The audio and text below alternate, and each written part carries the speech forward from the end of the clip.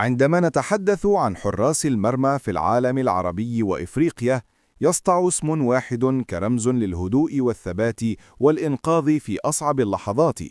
إنه ياسين بونو، الحارس المغربي الذي أصبح أيقونة ليس فقط في بلاده بل في الكرة العالمية. في هذا الفيديو سنتعرف على قصة بونو، بداياته، تحدياته، إنجازاته، وكيف أصبح من بين أبرز الحراس في العالم.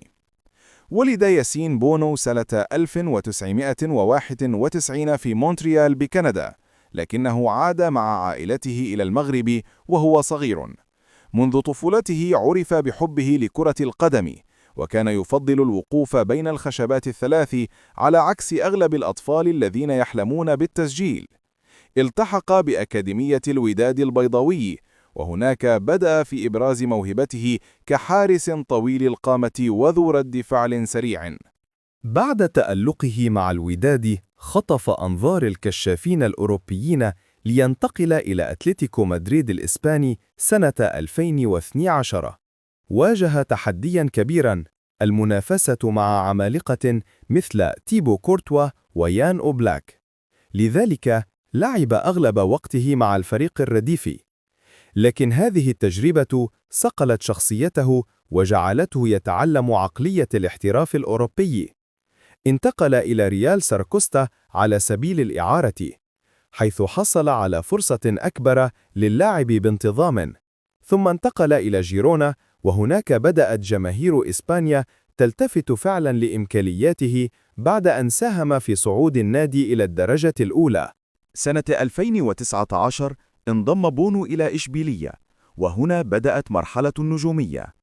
أصبح الحارس الأول للنادي، وتألق بشكل خاص في بطولة الدوري الأوروبي.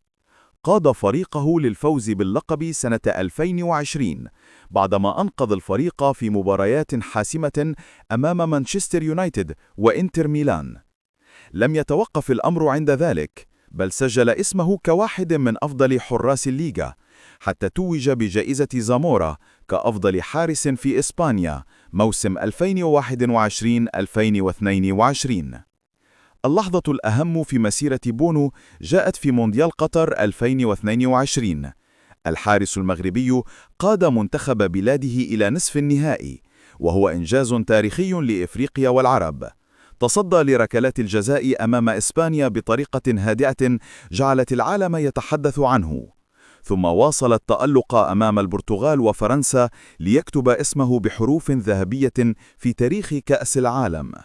أفضل حارس في إفريقيا 2022 ضمن قائمة أفضل 10 حراس في العالم حسب جوائز الفيفا. بطل الدوري الأوروبي مع إشبيلية مرتين.